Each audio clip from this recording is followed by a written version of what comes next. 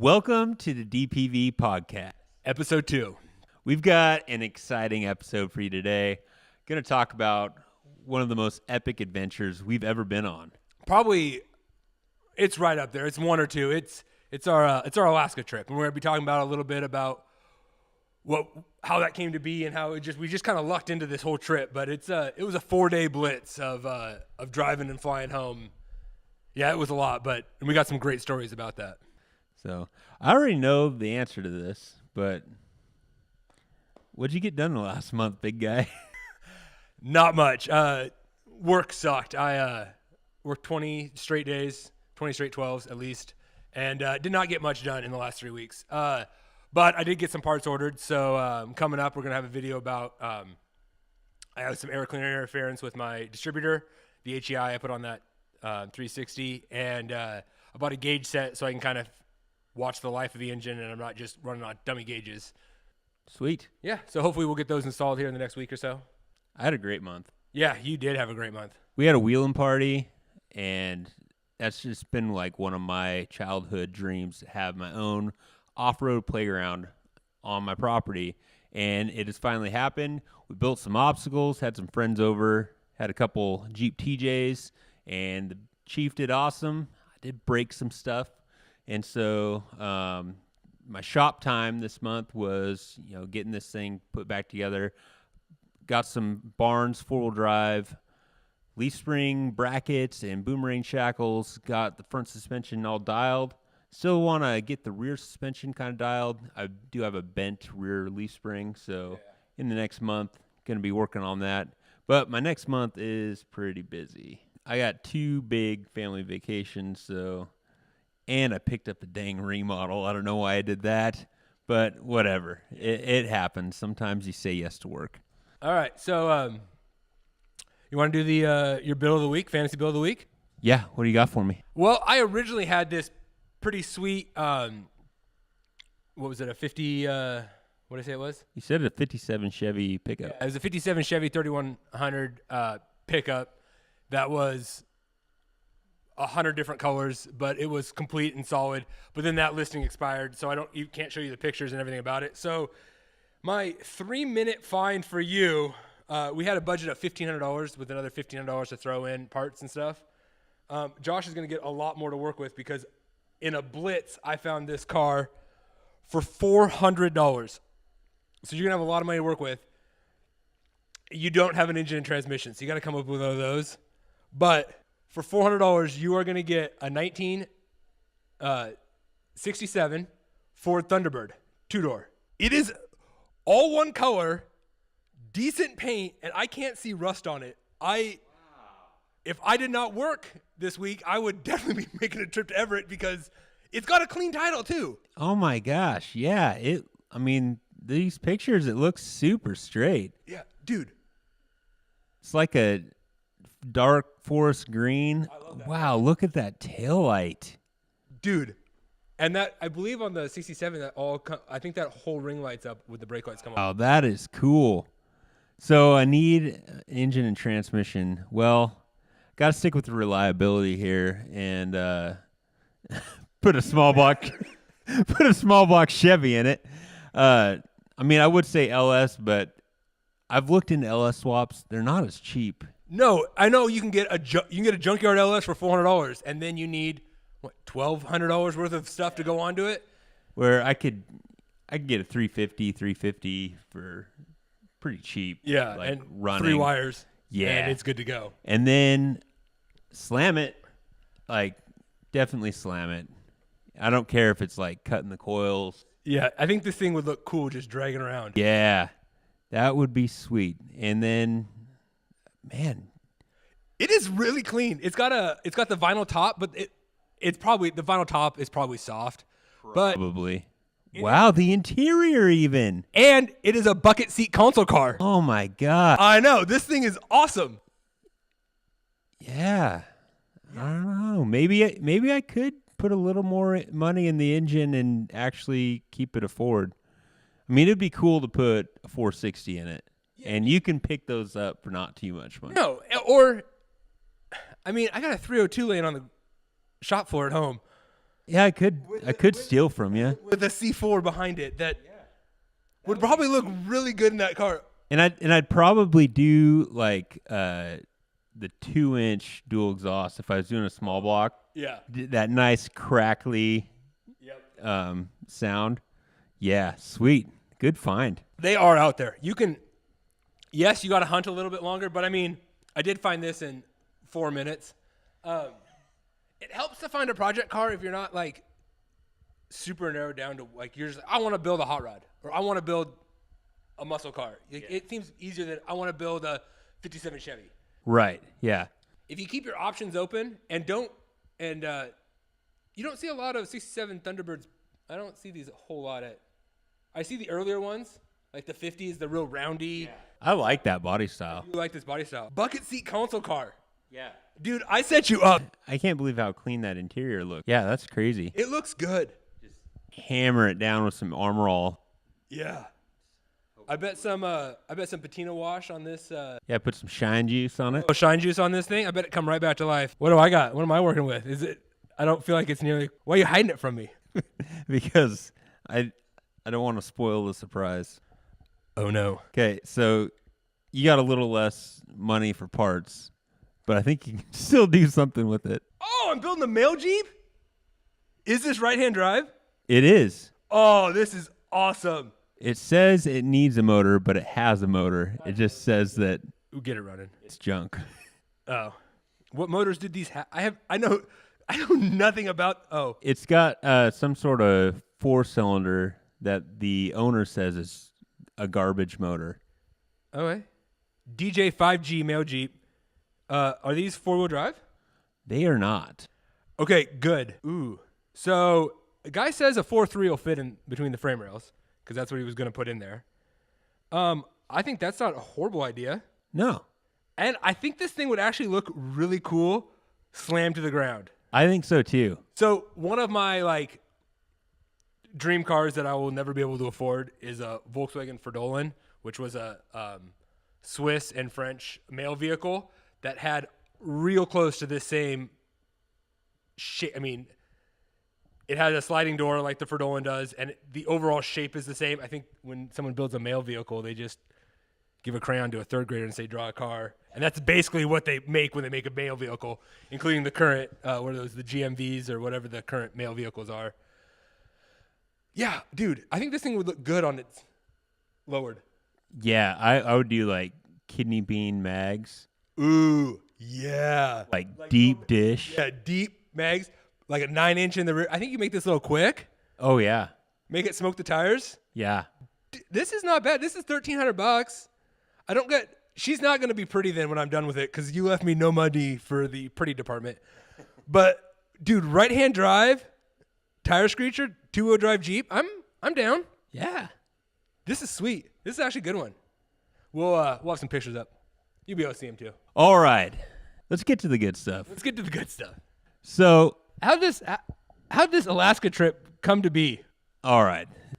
How did the vehicle come to be here at the shop? So, I don't know if you ever saw this gun channel. It's not that big. It's like Demolition Ranch. There's this dude named Matt. He runs it. He's got like 3 or 4 followers. You might be one of them. 3 or 4, maybe 11 million. I don't know. But on his other channel, Off the Ranch, which is also not that big, it's only like 4 million. One day. He built this Ford Bronco. 89, is it? 84. 84. On that channel, and it's pretty dang sweet. It's got a crazy backstory. It was a good friend of his in high school, and that friend ended up passing away overseas in a military operation, and his friend's family contacted him and said, hey, Matt, do you want this Bronco? It's just going to rot in our field. And he's like, yeah, I'll take it. And he built it on his channel over a few years. And it's a pretty sweet Bronco. 1 tons. It's got, what was it? I think it's a Stroker 427 in it. Yeah, Stroker 427, about 500 horsepower. Monster transmission. Artlist TKs. It's built. On 37s. And then the body's all patinaed. Yeah. It's sweet what you can build when you got money. Yeah, it was a rad rig. It was sweet. It handled very well. And so then he decided when he was all done with this thing to give it back to his friend's younger brother, who lives in Alaska. So what Forrest was going to do with the vehicle, that's the Bronco's owner, he was going to drive it from Texas to Alaska. And part of the way back, he ran into some transmission issues, overheated the transmission due to some cooling issues or something. And he was looking for a place to work on it, and Josh reached out to him. It was just kind of crazy on Instagram, like, hey, I got a shop space, and we can help you turn wrenches. And he took us up on the offer. And so he dropped the Bronco off, and got a transmission come in, and Monster warranted their transmission. We helped him throw it in, but by the time we got everything done and we redid some cooler lines, we fixed a couple other little things that while it was here, just because, a shakedown of a couple thousand miles. And he was out of time, and he was like, do you think we could just leave the Bronco there for a while until I can get back to it? And with Josh and I's work schedules, they kind of lined up, and I was like, what if we just dropped the Bronco off for you if you would, take care of gas? He's like, yeah, I'll pay for your gas and airfare if you drive the Bronco up here for me. So that kind of started the ball in motion in our trip to Alaska. Yeah, and so I did some research on this Alaska trip. I really wanted to drive the Alcan and what we should look out for, what we should plan for. And most of the articles I read said you need 7 days. Yeah, and that's to take in the scenery and see all that it can. Yeah. Well, we had 3 days. Yeah. Well, 3 days plus flying back on the fourth day. And we had to fly back on the fourth day. Thing about this Alaska trip, growing up, for vacations, we always did road trips, whether it be through Yellowstone or through the Redwoods. We always did these big road trips growing up. Dad was a truck driver before, and so he never shied away from a 30-hour drive, and he would just get in and we would just go. And that drive to Alaska has always been on my bucket list of I think this would be a sweet family vacation. So much so that after doing this one, we're doing another one this summer, driving to Alaska with the family. We're going to take it a little slower this time, but yeah, with 3 days to do the trip, the mileage was... Yeah, it was 2,549 miles, I believe, in 62 hours. Yeah, that is total hours, not driving hours. That includes all of our stops, breakdowns, run-ins with the law, different things that took up our time. Yeah, so Alex met me after coming off a night shift. Yeah, I worked a 12-hour night shift at the mill, and then I live 2 hours south of here. So my trip was actually 20. I had an extra 100 miles on mine on both ends. So I got off work at 4 a.m, drove up here, met Josh. So Alex slept to Sandpoint, which is a couple hours away, and that was kind of our last chance to get some cheap gas before we crossed the border. And I was trying to save some food money on the trip, so I made 5 or 6 breakfast burritos and wrapped them in tinfoil. Well, I was trying to do the whole manifold burrito thing. That didn't work out at all, did it? It didn't work out at all. After 2 hours of driving, they were still stone cold. It was still cold, but it is what it is. Good thing that most of those places have microwaves, most of those gas stations. Yeah. But once we got up to the border, we kind of ran into our first, not issue, but just there was a couple of things going against us. One, the vehicle was not in either one of our names. 2, it was licensed in Texas. And it's kind of an unbelievable story. The fact that we're just helping about, oh yeah, this guy we just met is letting us drive his Bronco all the way to Alaska for him, and it has Texas plates, but an Alaska it was... Well, and it wasn't registered to Forrest yet. Forrest had not done the paperwork, so it was still registered to Matt Carricker. Yeah. Who's not us. No. And not Forrest. And we're taking this Bronco across international lines. Yeah. And the other thing that we had to really think about was they could let us into Canada, but we could get all the way to the other side and be like, no, you can't get back into America. And so we didn't really think about that part until we got like all the way there and we're like, oh yeah. So that guy gave us, I mean, it was pretty smooth. Pretty smooth to get across. But he kind of thought that what we were doing was pretty cool, and we kind of leaned into them being members of the armed forces, and we were helping out a buddy who was in the service. Yeah.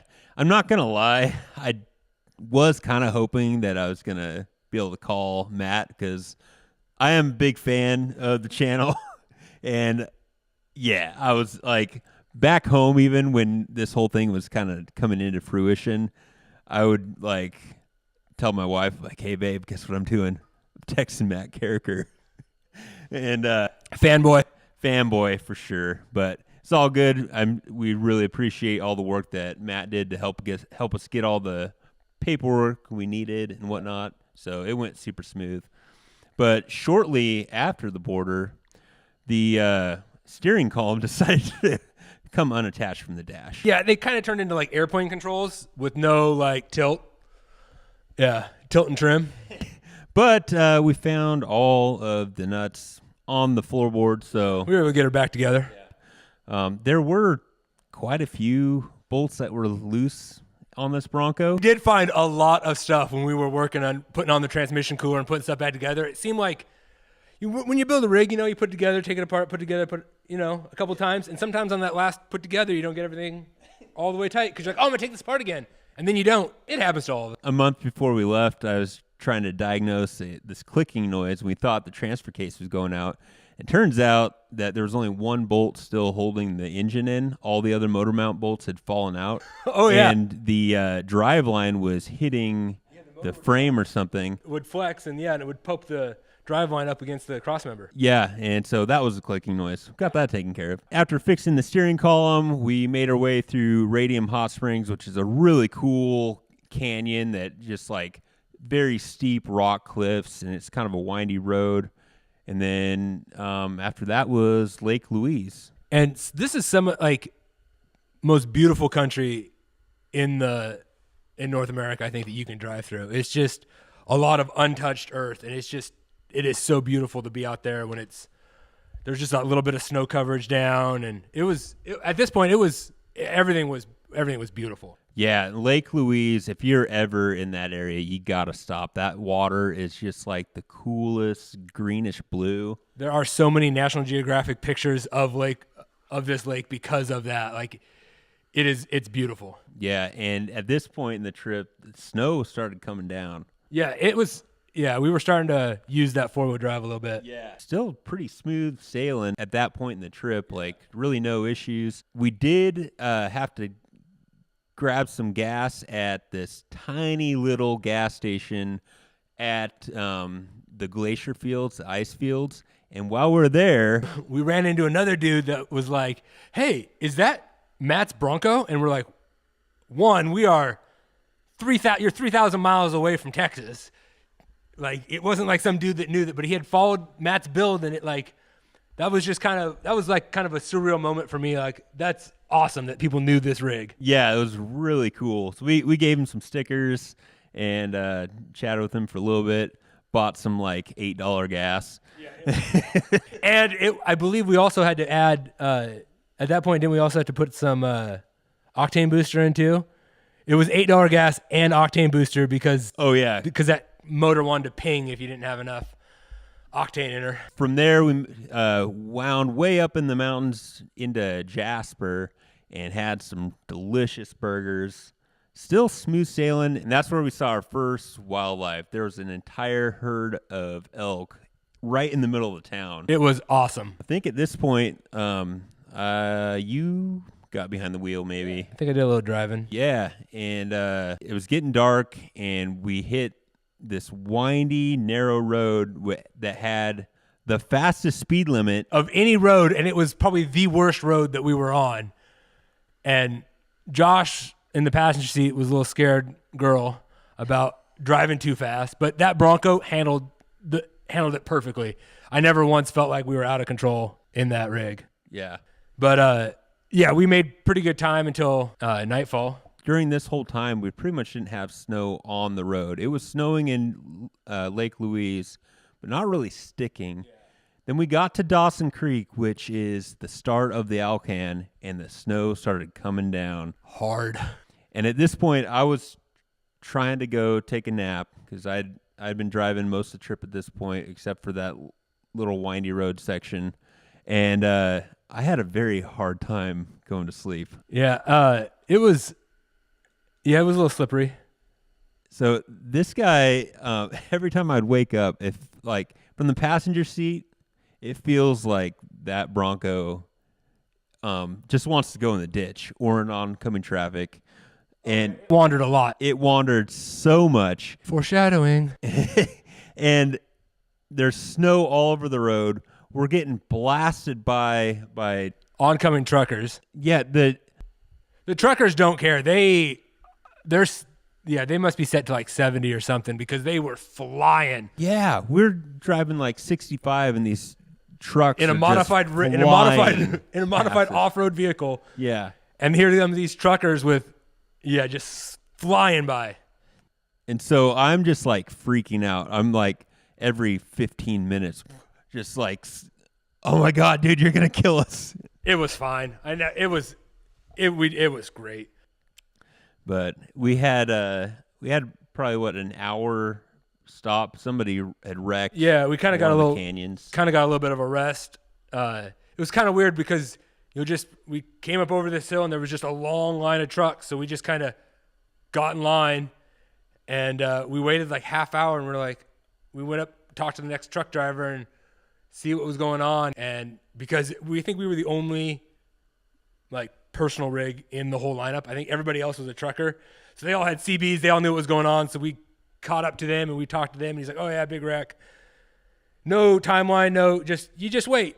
All right, so we just waited and eventually everybody started going, so we took off. I think one of the things we realized on this trip because of the timing, this was late October, that this is not tour season. Season ends like first weekend in October, like last weekend in September is really when we didn't miss it by much, but there were whole towns that we came up to. It was the craziest thing. We came up to this town, you come up to the town, it has like the population, all that stuff, and it was one of these small towns, and over the sign it just said closed. Like there was a town that was closed. I don't know how you close a whole town, but and when we drove by, it was a small 20, 30 house community spot, but all the houses, the doors were boarded up. Like, no, they just leave in the winter and leave their house, and then they come back and they open the town up in the spring. Yeah, so the only cars I think that we really saw were probably locals or trucks. Yeah, I think we saw one other dude like kind of adventuring out, like didn't we see another? Could have. I'm pretty sure we did. After Dawson Creek, it was snowpack and ice on the roads. Snow coming down. Made our way into Fort Nelson, which we thought we were going to do a little sightseeing there. And like Alex said, everything was closed. I warmed up one of my burritos in the microwave at the gas station. We fueled up, and I think I got behind the wheel again. Headed north. And that's where I realized that this guy can drive. It's all right. The Bronco was so good in the snow. Like, I could not believe the traction. It had 37-inch BFG all-terrains, and those things just grip. Yeah. And I apologize. I was like, all right, dude, I guess you weren't trying to kill us. This thing actually does grip good. No, it handled awesome. But it still kind of wandered. It gripped awesome, but it wandered everywhere. And after Fort Nelson, the road almost kind of follows this ridge, and the views were just like stunning. Yeah. We pulled over a couple of times just to I think the first time we pulled over, like, oh my gosh, this is a great view. And then we got back in the rig and we drove like a little bit farther and like, oh no, that view was crap. Look at this view. And like, it was just so beautiful. Like that countryside up there is just so cool. Yeah. And that's where the wildlife really started coming out. We saw more caribou than I've ever seen in my life. I mean, it makes sense because there's no caribou in Washington. So I've seen a few at the zoo and yeah. But, it was so cool to see the caribou. So one of the things I was really, really looking forward to on this trip were these cinnamon rolls. Yeah. So Had, like found, and I think he'd even like adjusted like our sleep time so that we would be in this town when they're open for breakfast. And I think we missed the window by like 15 minutes. no, this town was one of the towns that's just closed. Oh. So yeah, we adjusted our start time so that we could be in this town for breakfast. Yeah, this place had like their reviews for cinnamon rolls were off the charts. Everyone, like every review of this place was like, you have to have a cinnamon roll, you have to have a cinnamon roll. Our mouth was watering for cinnamon rolls. Yeah, and we get there and it's one of those towns that's just closed. Yeah, it had closed 2 weeks ago. Yeah, Tetsa River Lodge is what it was. The good part about this is I will be able to let you know how good they are later this year when I'm there. All right, great. Is that going to help you out at all? It'll make me want to go. Yeah. After Tetsa River Lodge, we made it to Toad River, which is just another little town, little gas station. We got some fuel. The Bronco was completely iced up. We were having a hard time staying warm, and so we got some cardboard out of the gas station and blocked the radiator, and that actually really helped. I think it brought up the 20 degrees or something. It really helped our engine temps. It helped up everything. Yeah. This section kind of follows the river, and there's a number of lakes along the way that were just awesome. That greenish blue water on all the lakes because they're all kind of fed by glaciers. Pretty rad. A lot of these roads follow the natural, Right. geographical lines against ridges and rivers, and it's just beautiful. So then we stopped at Muncho Lake, which that lake was gigantic. And not macho. I think it's Muncho. It's macho, like macho man. It's a big lake. Muncho Macho. It was a big lake. Like we drove along this lake for a while. It would make sense that it was macho. Yeah, and again, the view's just stunning. And as we were trying to get to our next stop, that at this point we're like, it's probably closed, Liard Hot Springs, but it was open. It was open. It was open in the sense that there's a year-round caretaker, and he was cool with us. It didn't really feel like it was open. You know what I mean? Like we were the only ones there. Yeah. And one of the things that we did when we were there, there's bathrooms at the top, and we're like, oh, this must be where you get your swimsuit on. No, there are. And then you have to walk insanely far away until you get to the hot springs in our flip-flops and swimsuits. No, there are changing rooms down at the bottom. That would have been much better. Yeah, it was really cool though. It's like mostly natural landscape as far as the hot spring. And there's a little bit of development there, and it ranges everywhere from like, I don't know, 90 degrees up to 127 degrees, which was really cool. And part of that, we did a little walking up. There was some spots you could like walk and see where the hot springs come out of the mountain at, and there was some really cool like plant life up there that only happens there because of the way that the hot springs are situated. Like there's some like tropical or like exotic flowers that bloom there because of like migratory birds that only bloom there because of the hot springs. So that's kind of cool that you have these like exotic or like wild plants that are only growing there. Yeah, it was really cool. And there were bear fences everywhere, but high voltage bear fence. So we were a little eerie, and the dude was like, oh no, they're all hibernating. Yeah. So we were scared for no reason on that. I know. We should have put it together, but we walked through it the first time. Like there's this electric fence, and there's a lot of signage that's like only put your hand through here. And it was a little nerve wracking. And in that area, the Liard area, that's where we saw our first buffalo. Oh, is that where the first bison were? Bison, yeah.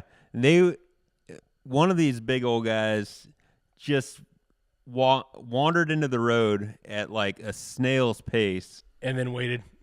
And just, he's like, you guys, you're going to have to wait for me. Yeah, I'm in charge here. Yeah. They are huge. Like while staying in the vehicle at a safe-ish distance, we got close to them, and they are a lot bigger than what the pictures show. Yeah, I don't know. It just seems like the closer you get to them, the bigger they are. Does that make sense? Yeah. Then the closer you get to them, the smaller you feel. Oh yeah, and they wandered at such a snail's pace. Like when they were just moseying, but we came across one that was like, when they were running, they can get up to speed quick.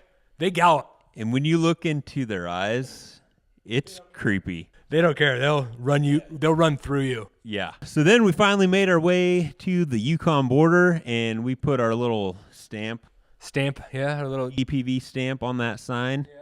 It's pretty cool. We checked out the Bronco, make sure it's all good. Still really iced over. It was cool. It was actually really cool what it looked like. Yeah, the hubs had like icicles coming off of them, like little spikes. Yeah, it was sweet. And I think our passenger rearview mirror was like locked into a position where you couldn't see anything. Yeah, it was originally when everything was thought out. It wasn't quite tight enough, and it would just bounce so you couldn't see anything. And then it got locked in a position that was no good. So it was useless the whole time. Then we hit up the Signpost Forest, and that place was actually really cool. You look at some pictures and you're like, oh, okay, cool. It's a whole bunch of road signs in an area. But like walking through there, like all those, like to see how far away some of those signs came from. And it was cool. We found some there was a couple little towns like from back home that we found signs for. Wasn't like Pretty sure there was one from Anatone. Was there an Anatone or like a Cottonwood or yeah, some of these tiny towns back home that like, oh, this is awesome that these are way up here. Yeah, and then there were some signs from like Germany. Yeah. So, and you know that like every one of those signs has a story behind it. Oh, that would be, so many stories throughout there. And there's some cool old equipment through there that has been parked there. It's kind of like there was some old forestry equipment, some old fire equipment. Yeah, and just like thousands of signs. I could not believe how many signs were there. Yeah, when you look at the picture, like, oh yeah, they took this picture from 4 different angles. No, that's 4 different sections of like, it's so. I don't think we saw all. Oh, no, I know we didn't. And we were there over an hour. Yeah. Alex made a sign, a Days of Pain and Victory sign, and we posted that up there, so that was pretty cool. Yeah, that was pretty sweet. If you go during the on season, there's a guy there that you can get nails and a hammer from, so you can hang your sign. If you go in the off season, you have to scramble through the Jeep to try to find a 1/4-20 bolt that you use as a nail and drive it into the post. But it works. Yeah, it works. You got to improvise. You got to use what you got. So then we were trying to make it to Whitehorse for some dinner, and it was starting to get dark at this time. And while we're on our way to Whitehorse, the Bronco died. Yeah, and it was a little nerve-wracking. Yeah, because no problems up to this point with runnability.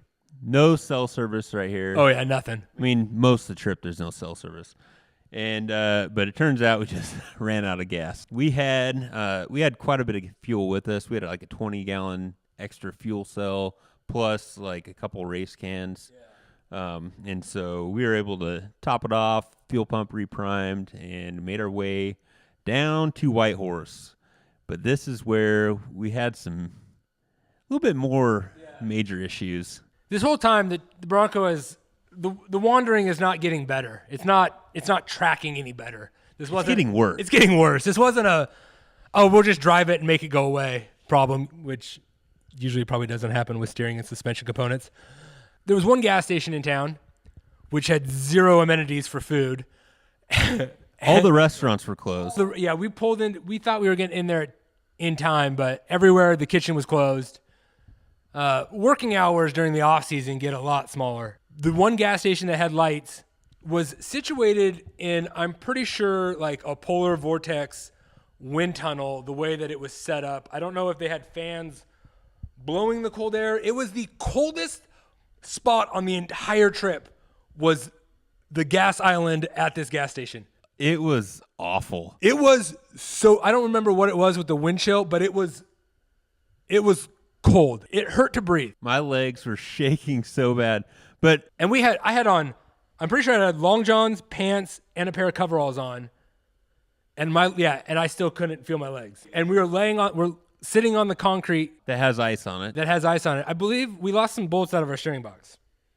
It wasn't the steering box. It was the track bar mount. So this track bar mount had bolts that go up through the frame, and the frame is boxed in that section. and the nuts had come off the top of those bolts inside the frame. If you pulled the steering box, couldn't you get? If we would have pulled the steering box, we could have got to the backside of the frame. There was something else in the way. The cross member, the engine cross member, was put on after the track bar mount. Yeah. And so the engine cross member, which we were not going to pull, at a gas station at midnight. No, there's only like one bolt through the side of the frame that was holding this track bar mount on, and I don't think it was tight. No, it wasn't. It had loosened up. And the 2 bolts that go up through the bottom of the frame were not there. No. And so Alex pulls the track bar down so we can get to those bolt holes. I dig in the back of the Bronco for some bolts because not only did we have all of our gear and stuff, but Forrest had a bunch of stuff for us to bring up, like a windmill for his homestead. Yeah. Just traveling light. Ace was already at a premium. Traveling light. Yeah. But I found a couple bolts, and we were trying to figure out how the heck to get these bolts in there. And I had recently done a project where we had these little wire tools that you'd wrap around the bolt threads, and it was like a light bulb moment. So I found some tie wire, wrapped it around the threads of these bolts, and we ended up making the bolts go down through the frame instead of up through the frame. But it was very tricky, and about every 5 to 8 minutes we had to go into that gas station and warm up. And we didn't have like the tactility to do it with gloves on, so we were doing it all without gloves, and our fingers were blue by the time it was over. It was only like the second worst time my hands have been that cold. So after we got that all tightened up, the Bronco drove so much better. With a track bar, that thing like tracked straight. It was amazing. Yeah, it's amazing what it'll do when you have all your suspension components. Oh, it was awesome. I think we finished that up around like 12:30 in the morning or something. Or I can't remember exactly how it worked out, but it was late. It was late. Nothing it was cold. It was cold. It was single digits without the wind chill. We knew with that huge setback in time, we had to get some more miles down, and so we made our way to Haines Junction, which I wanted to kind of see in the daylight, but it just didn't work out. But we made it to Haines Junction around 4 in the morning and took about a 4-hour nap, I think. Yeah, a little bit of a rest there. Or it might have been 2 to 6 or something like that. It doesn't matter. But we slept for about 4 hours. It was still dark when we got up, and then heading towards the Alaska border. Yeah.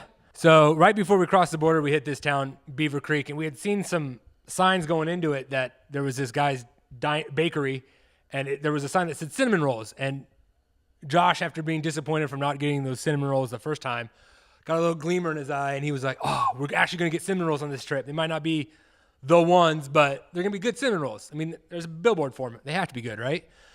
And we pull into this town, and we get to the guy's restaurant, and he was open, and like off season, and he was open, so we got excited. We missed it by like 15 minutes. The dude was like closing up, and like I watched him from the front window walk out the back door and lock up as he was walking out, as he was closing down for breakfast. Took a couple hours off before lunch. So we missed cinnamon rolls 2 times. Yeah. Close from 10 to noon. Yeah. And we roll up at 10:15. Shouldn't have napped as long. I know. What the heck? So it's all good. But we made it to the Alaska border, and there's something kind of weird about the border in that section. So you cross the border. And then you can tell when you cross the border because you can see they have clear cut it like forever. And you can see the border. And you cross the border, and then you drive for a ways. Yeah, it's like 30 miles before you hit customs. And I feel like you could have avoided the custom dude. I don't know. There's like no fence. Yeah, anything. Just go off-roading? Just go off-road. Super weird. It was weird. But we this guy gave us I felt a little more nervous at this border crossing than I did the first one. Because the guy kept having us like retell that like, all right, so say it again. Who's this guy? And then he was like purposely changing it to make sure we would correct him to make it right. And he like asked it like 4 times, and we're like, no, man, it's like this. And he was like, oh, okay. And so I think he was just like trying to like make sure that our story was right, that 2 dudes from Washington were moving a truck from Texas to Alaska for someone. Yeah. Because on the surface, that does sound kind of crazy. Yeah. So successfully make it to Alaska after a little bit of hassle at the border, but not too bad. Didn't make us get out of the car or anything. So. No. And I hadn't really looked at the map at this point. So I had looked at the map, but I was not quite aware that once you cross into Alaska, it's not like you cross into Alaska and then there's Anchorage. There's a little bit of driving in Alaska before you get to Anchorage. Yeah, like a lot bit. So, we did a little bit of snow wheeling right after the border. Nothing crazy. We weren't going to break. We saw some 2-track. We took it. It was fun. It was good. And then we made it to this little town called Toke. And we had to get the last bit of fuel from our big 20-gallon jugs. And so Alex set up a pretty cool system. We went to an Ace Hardware there, got some tubing. Oh, yeah, and we did a little I think we put the gas tank on the roof, and then we just siphoned it down. And yeah, we went and had some burgers, and when we got back, it was done fueling. Yeah. So that worked out pretty good. We still had some daylight. We're trying to see as much as we could see in the daylight as possible, and we made it to the Matanuska Glacier. Yeah, close enough. And it was pretty awesome, except for the fact that when I opened the door to get out, his entire filing system, which at this point was a camera bag, just jammed receipts into it, just blew everywhere. Oh, man, I had gas receipts flying down the highway. I'm like trying to gather them all up.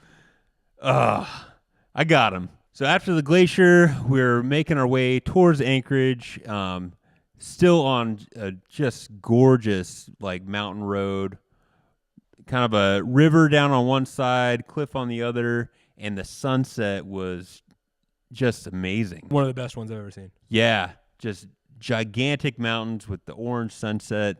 And so Alex and I have this game that we like to play on road trips, and because we had seen so few cars on this entire trip, the game wasn't working out. It wasn't working out. And this game is padiddle.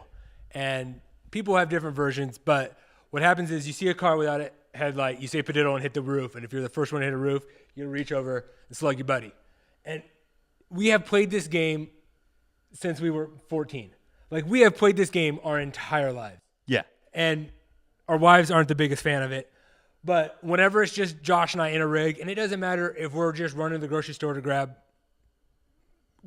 food, it doesn't matter what we're doing. Make a parts store run. If I see a car without a headlight on, or if Josh does, we are slapping that roof. And it's not just we double up our fists and we're trying to injure the other person. And it has led to a lot of great memories. So we are we're getting closer and closer to civilization. We're getting closer to Anchorage. And we are starting to see a lot of headlights. And I don't know if the national bird of Alaska is the one headlight, but we saw a bunch of them in that little section before Anchorage. And I believe this time we were actually playing for who would have to buy dinner. Oh, yeah. Cause we had extra incentive on it because we thought we'd run into so many cars that our legs would we'd have dead legs that we had a little extra on it. And it was pretty intense. Like, it was mid-20s to mid-20s. Like, we had seen a lot of padiddles. And in this last, 50 miles. Yeah, in this last 50 miles. And while I was driving, I was strategically trying to drive where I would be, behind a semi so Josh couldn't see as far as I could see. I was using all of my lane. It's 8 feet wide. I pay taxes on all 8 feet. I'm going to use all 8 feet. I wasn't crossing the line. I was using all of it, though. And a police officer behind me thought that I was using too much, apparently, of my lane. And he pulls us over. And this is nothing new. I've been pulled over a few times. So he comes to the window, and he is sure that he has us for under the influence, because apparently somebody had called according to him, somebody had called us in. According to him, somebody had been following us for some time with their flashers on. Yeah. But we're looking at the headlights ahead of us, not behind us. Yeah. Remember our mirrors kind of frozen in a poor position? Yeah. So, yeah, we're using up all of it. And actually, I think the track bar is still probably assisting us a little bit because I'm not sure the bolts that we got were the appropriate size. So I think there's still a little bit of flex in there. Or, a lifted truck. You're going to have a little bit of play. Yeah. And when I'm not really focusing on the road ahead of me, I'm looking at the oncoming traffic on a divided highway. So cop pulls up, and I think his first question is just like, how much have you had to drink? Because there was no way that he thought we were sober, and none. He runs me through the full gamut of everything he can ask me at the car. He has me close my eyes, count to 30 in my head, and let him know. And I was within 2 or 3 tenths of a second, and he was like, yeah, you were really close. Like, you could tell in his face, he was like, okay, this guy might be sober. And we go through the whole thing. We do the alphabet.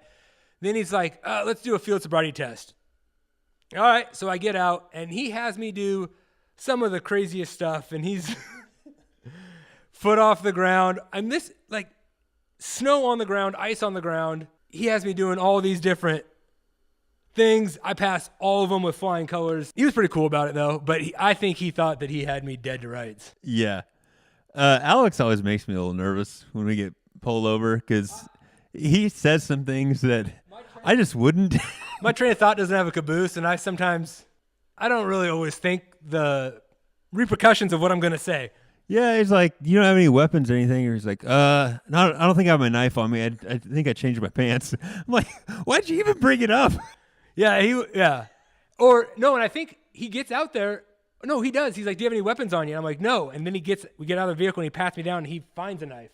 Oh. And he's like, what's this? I'm like, oh, it's a knife. I thought you said you didn't have any weapons. It's not a weapon. It's a tool.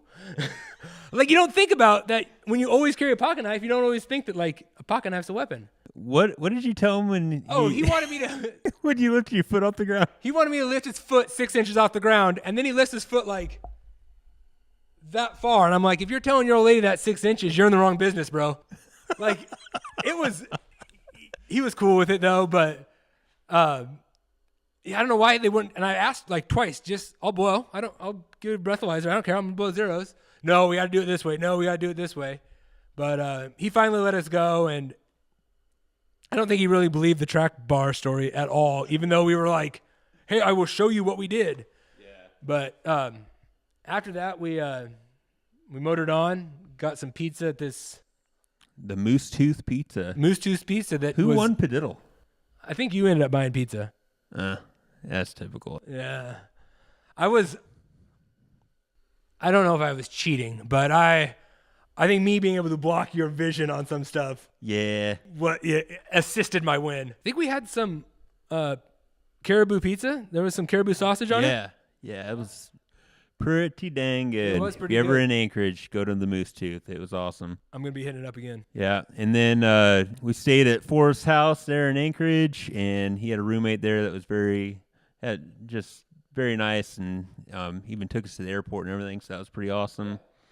But yeah, just an epic trip. Yeah, it's crazy what opportunities present themselves when you're just more open to like, yeah, we can drive to Alaska. Yeah, we can figure this out. Just go with it. Just say yes. But yeah, it was a crazy 64 hours. Yeah, the only thing I'd do differently was I would have taken some time off work. Yeah. If the same situation happening again, I'd take time off work so we could do it in like 5 days. Yeah. I mean, when I do it this summer with the family, I'll be making a little video about that. And yeah, taking my time a little bit, seeing some more sites, going on a couple hikes.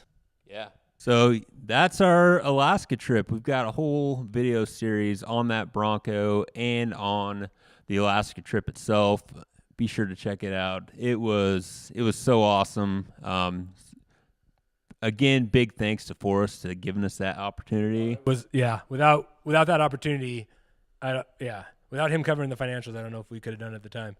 No. So it was totally rad. It was awesome. If you like what you see here and like our videos that we put out, it'd be sweet if you could support us by buying some merch. You can get it Link below. We got hats, stickers, sweatshirts. It's yeah. Yeah. Leave us a review on wherever you listen to your podcast. Leave a comment if you got any questions about the trip.